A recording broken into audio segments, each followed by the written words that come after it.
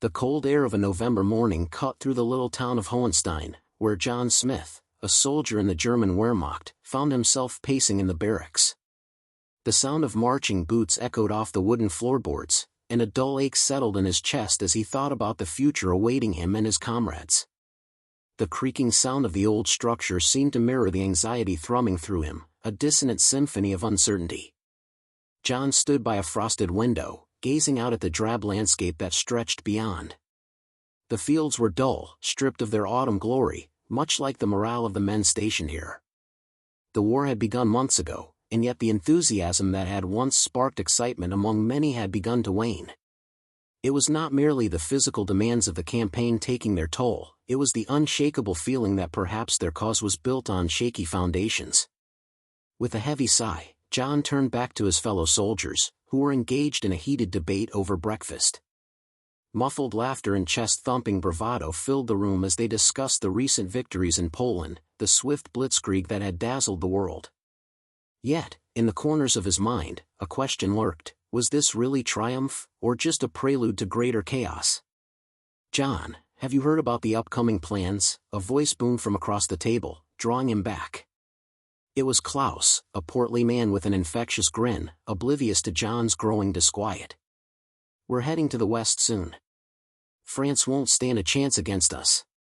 John plastered on a smile, but inwardly he recoiled.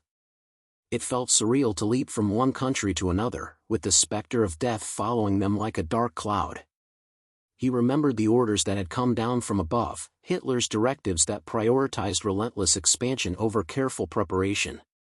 Each advance into foreign soil felt more like an act of desperation instead of a calculated military strategy. As the days turned to weeks, the echoes of battle rang through his mind. The soldiers celebrated victories earned with courage, yet John found himself troubled by a sinking realization. The strategies devised by their leadership seemed hasty and reckless. How could they expect to maintain supply lines while pushing so aggressively? It was a question that began to gnaw at him. John thought back to a conversation he had overheard one evening amongst the officers. They were discussing the possibility of invading the Soviet Union, a plan that left him chilled. The vision of stretching their forces thin across two fronts plagued him. Their rapid victories masked a deadly flaw: logistics could falter under the weight of ambition. What was the point of conquest if it led to disaster? His concerns drifted to a memory of a fellow soldier, Matthias, who had taken the initiative to voice doubts during a briefing. The repercussions had been swift. An officer had bulldozed over Matthias's words, blasting him for his lack of faith in the Führer's vision. No one was allowed to question, loyalty was paramount. John could still see the way Matthias's shoulders had slumped, the fire in his eyes extinguished. With thoughts swirling in his head, he found himself wandering outside after breakfast. The barracks fell away behind him as he sought silence. The cold air pricked his skin, a stark contrast to the heated discussions occurring indoors. Beneath a canopy of steel-gray clouds, he trudged along a narrow path leading into the nearby woods. The trees stood tall and indifferent, their branches bare, reflecting the desolation creeping into his spirit. It was there, amidst the quiet of the forest, that he stumbled upon a group of men gathered around a fire. They looked ragged, lost in thought as they shared stories of the front lines. An air of camaraderie enveloped them, but John sensed an underlying tension. He stepped closer, drawn in by their hushed tones, careful not to disrupt their fragile solace. "We're just pushing the enemy back," one man murmured, his voice heavy with doubt. "But what if we're just digging our own graves out there?" John's heart raced as he listened. This was the type of conversation he longed to engage in, away from the prying eyes of the commanding officers. The revelation of discontent echoed his own sentiments. It was not about bravery at this point but rather a survival instinct overshadowed by the spectacle of glory. The conversation turned toward rumors of dissent brewing among the ranks. A collective understanding was forming, the cheers of victory had dulled into a grim awareness of the war's brutality. It was a pivotal moment for John, as he recognized that he wasn't alone in his thoughts. His loyalty to the regime, once unwavering, now flickered like a candle flame threatened by an encroaching wind. "Hitler's plans bring only ruin," another soldier said, his expression grim. We've outrun our resources. Division after division, we will collapse under the weight of our hubris. A chill ran down John's spine as he absorbed the gravity of their words. The visions of glory painted by the propaganda began to unravel, revealing a tapestry woven with deceit and neglect. He felt a shift within himself, a burgeoning resolve that compelled him to dig deeper into the truth behind the war. This moment could very well be the catalyst for change, not just for himself, but for all those who felt trapped in a monstrous machine of ambition. Returning to the barracks, John's mind swirled with possibilities. He had to find a way to articulate his concerns and join forces with those who shared his thoughts. The chaos that lay ahead might shatter their dreams of conquest, but it could also give birth to newfound strength. His loyalty had become a matter of personal conviction rather than blind obedience. As the sun dipped below the horizon, casting an eerie twilight glow, John stood at the window again, watching soldiers press through the merciless cold. Had they really lost the war before it had truly begun? The question dangled heavily in the air, and answers loomed just out of reach.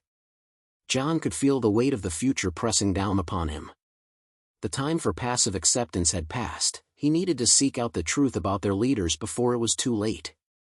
Inwardly, he resolved to pursue a path that could uncover the misguided philosophies driving their march toward catastrophe. It was a mission that would demand courage, but John felt its urgency, an undeniable pull redirecting the course of his existence. Little did he know that this journey would lead him down a path fraught with unforeseen trials, where the very fabric of loyalty would be tested beyond recognition. The dim light filtered through the frost-laden windows of the barracks, casting a pallid glow over John Smith's troubled face. He sat at a small wooden table, the scratchy surface marred by the remnants of hasty meals. In front of him lay a collection of intelligence reports, their pages frayed and creased from frequent handling. Each document felt heavier than the last, as if they were burdened with the weight of the truth that John now struggled to confront. As he read through the meticulously detailed reports, a chill crept into his bones, one that had nothing to do with the cold air outside. The words leaped off the page, painting a picture that contradicted the jubilant atmosphere among his comrades. While others reveled in their recent conquests, John was grappling with the stark reality: the resources for a prolonged war were dwindling. The Blitzkrieg strategy, so lauded for its speed and ferocity, was proving to be an unsustainable gamble that would stretch their supply lines thin, particularly as they eyed the vast expanse of the Eastern Front. He leaned back in his chair, running a hand through his hair, feeling the weight of his growing disillusionment. The reports detailed shortages of fuel and ammunition, a disarray in logistical planning that left the Wehrmacht vulnerable. How could they charge forward with such reckless abandon when the foundations of their campaign were crumbling? He glanced around the barracks, noting the raucous laughter and animated conversation that surrounded him. His fellow soldiers remained blissfully ignorant, buoyed by the adrenaline of recent victories that felt increasingly hollow to John. The laughter of his comrades echoed in his ears, a stark contrast to the sobering revelations he had uncovered. He thought of the civilians caught in the crossfire of their ambitions, their lives turned upside down by a war that felt distant to those who were not on the front lines. Each report he read painted a grimmer picture of the real effects of their conquests. Towns razed, families shattered, lives lost. The faces of the innocent began to haunt him, their silent screams echoing in his mind as he grappled with the moral implications of the war he was a part of. His thoughts were interrupted by the clatter of chairs as a few of his comrades stood up to leave the barracks. They were heading to the mess hall, eager to share tales of bravery over steaming bowls of stew. John hesitated, his appetite lost in the whirlwind of conflicting emotions. Instead, he remained seated, poring over the reports again, hoping perhaps for a different conclusion to emerge. Among the piles of documents, one report caught his eye, a detailed analysis of the Soviet Union's military capabilities. It outlined their immense manpower and the vast stretch of terrain that would become a graveyard for anyone who underestimated it. The sheer scale of the challenge was staggering, yet his superiors seemed undeterred, blinded by their ambition. As he read, John's heart raced. The impending invasion of the East felt less like a strategic move and more like a reckless gamble, one that could lead them straight to disaster. The implications of this strategy weighed heavily on him. It was not just about the war or territory, it was about lives, lives that could be decimated in a matter of days. John closed his eyes, envisioning the faces of the civilians he had seen fleeing their homes, their eyes wide with fear. The thought of becoming a part of that horror made his stomach churn. The dissonance between the military's ambitions and the grim reality of war gnawed at him, leaving him restless. Days turned into weeks, and John continued to delve deeper into the intelligence reports, each new finding only amplifying his growing tension. He began to see a pattern emerge, a dangerous overconfidence in their military tactics, a refusal to acknowledge the limitations of their resources.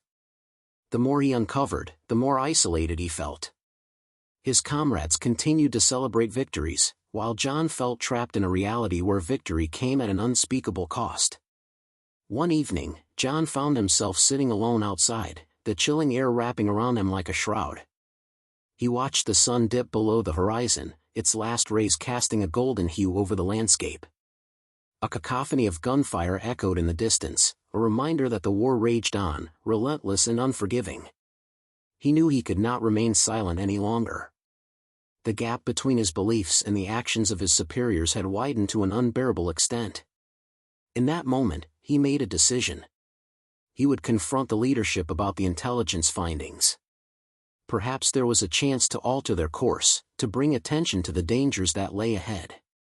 The thought of standing up against the tide of enthusiasm that swept through the ranks filled him with trepidation. But the more he dwelled on the fate of countless innocents, the more resolute he became. The dawn of a new day greeted him with a sense of purpose. John gathered his notes, determined to present his findings to his superior officer. As he walked through the barracks, the vibrant chatter of his comrades fell on deaf ears.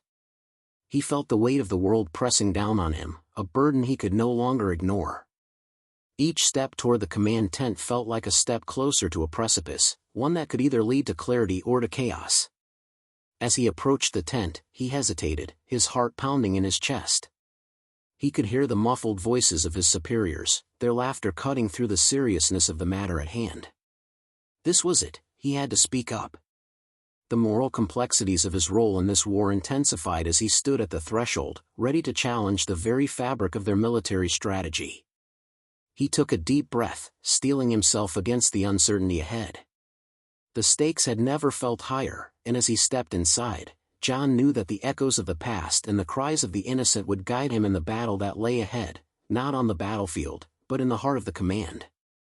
John Smith stood at attention in the cramped office of his commanding officer, the clamor of the barracks fading into an oppressive silence. The room, adorned with maps and hastily scribbled notes, felt stifling. He took a deep breath, steeling himself against the uncertainty swirling in his mind. His heart raced as he prepared to confront his superior about the troubling intelligence reports that had haunted him for days. "Captain Muller," John began, his voice steady despite the turbulence within. "I need to discuss the latest intelligence on the Eastern Front." The captain, a man of imposing stature with a reputation for dismissing dissent, looked up from his desk, brow furrowed. "What about it, Smith?" he replied, an edge of impatience threading through his tone. John shifted his weight, the hard floor beneath him grounding him amidst his rising anxiety. "The reports suggest significant troop movements from the Soviets. We can't ignore the possibility of an imminent counteroffensive." "Our current strategy is sound," Muller interrupted, his tone sharp. "We are making progress. The Führer has full confidence in our plans. This talk of doubt is unbecoming of a soldier." John's stomach churned at the dismissal. He could feel the weight of the captain's gaze, a mixture of contempt and resolve. "But sir, the evidence shows we are overextended. We cannot afford to underestimate our enemy. If we press on without considering this information, enough." Muller's voice boomed, echoing off the walls, leaving John momentarily stunned.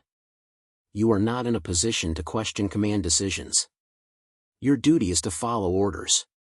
The captain leaned back, crossing his arms defiantly, a clear indication that the conversation was over. John's heart sank. The bleakness of the situation settled over him like a dark cloud. The captain's refusal to entertain the possibility of failure was not just frustrating, it was profoundly dangerous. He felt his resolve hardening, a spark igniting within him that pushed back against the fear. The soldiers depended on sound judgment, and he could not stand idly by as they marched toward potential disaster. As he exited the office, the hall felt cramped and suffocating, as if the very walls were closing in. Whispers of his fellow soldiers floated around him, their discussions filled with bravado and fear, but lack of critical awareness gnawed at him. He had long observed their camaraderie, and in that moment, he yearned for solidarity. Perhaps others shared his concerns, perhaps he wasn't alone in his doubts. John's thoughts wandered back to Matthias, a fellow soldier who had recently hinted at similar reservations during a late-night conversation. Matthias had spoken of the futility of their ambitions, of how the glory promised by their leaders seemed so far removed from the reality of the battlefield. John could feel the bond of shared fear drawing him toward his friend. He needed to talk to Matthias. The barracks buzzed with energy as soldiers prepared for their next assignment. John caught sight of Matthias across the room, his expression contemplative as he engaged in a discussion with a few comrades. As John approached, he noticed the mixture of enthusiasm and trepidation written across their faces. "Matthias," John greeted as he joined the group. "Can we talk for a moment?" Matthias turned, a flicker of concern crossing his features. "What's on your mind?" "I just spoke to Captain Muller. He refuses to consider the intelligence reports." "It's as if he's blind to the truth," John said, urgency lacing his words. "Our situation isn't improving. We're heading toward a reckoning." The others chuckled nervously, unsure of how to respond. Matthias leaned closer, his voice low. "You're right, John. I've felt the same way. We're being led into a storm, but the others don't see it. They cling to the idea of victory." John felt a wave of relief wash over him. "So you see it too?" "I can't shake the feeling that we need to do something. I can't just stand by." Matthias nodded, the gravity of their situation settling between them. "We need to talk to others. Maybe there are more like us who are willing to acknowledge this." John's mind raced.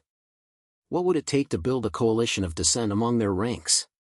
The very idea of standing against the regime filled him with a mix of fear and exhilaration. If the military leaders were indeed blind to the truth, perhaps it was up to them to awaken their fellow soldiers.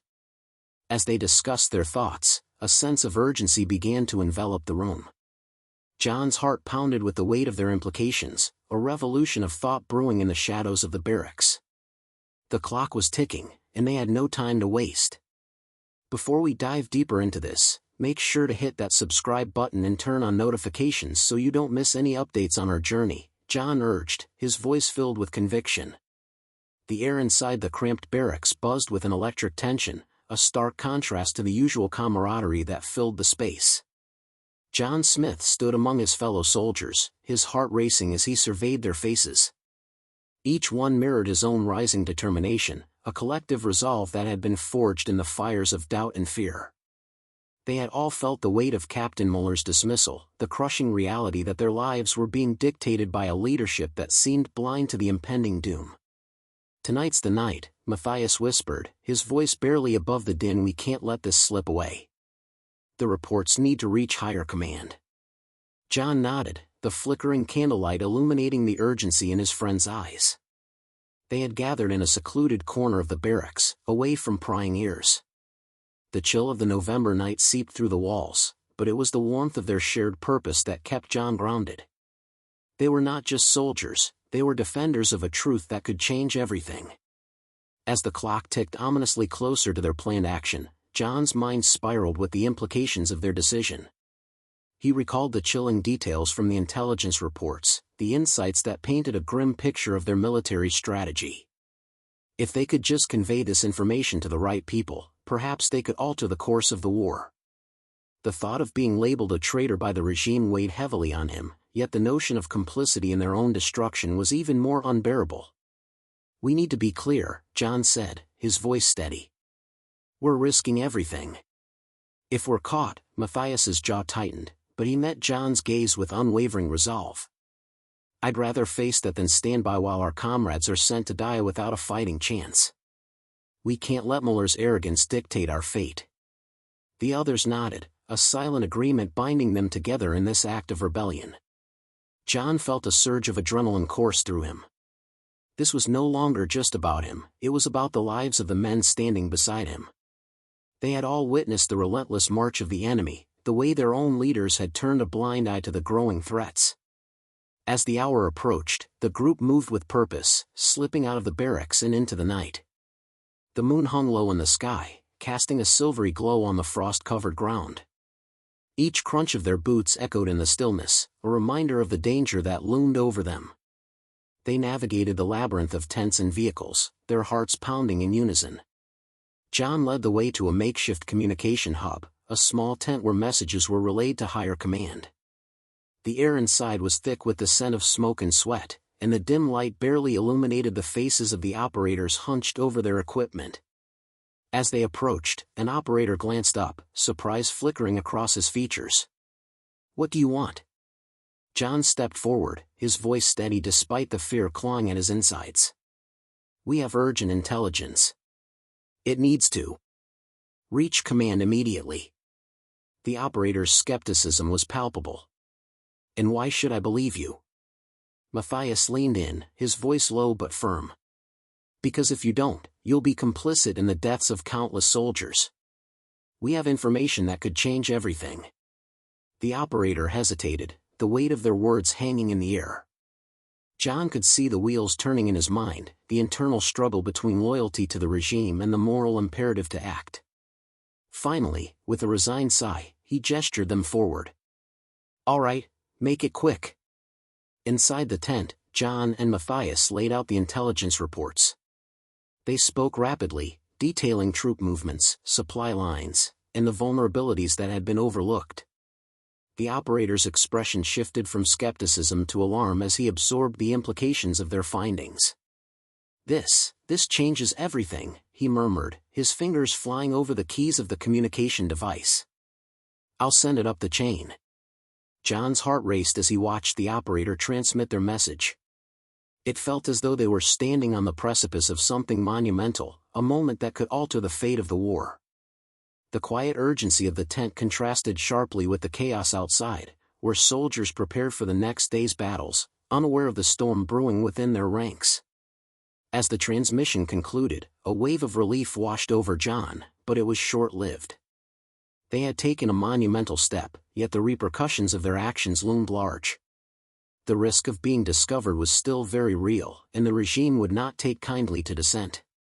"Now we wait," Matthias said, his voice barely above a whisper.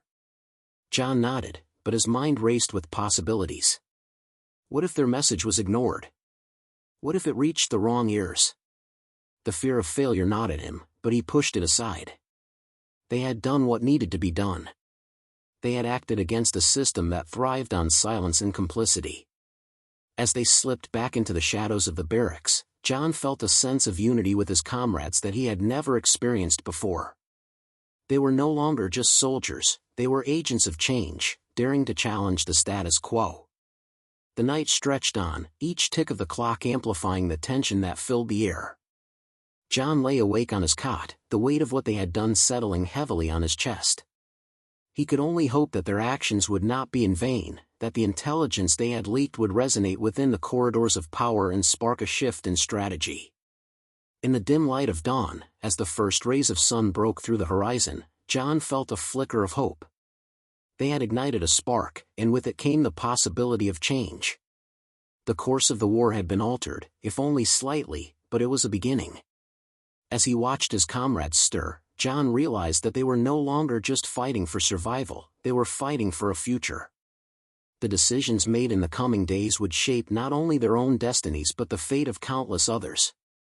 The tension in the air was no longer just a weight, it was a promise of rebellion, a call to arms against the very regime that sought to crush them. And for the first time in a long time, John felt a sense of purpose. Before we wrap up, don't forget to like this video and subscribe for more stories like this.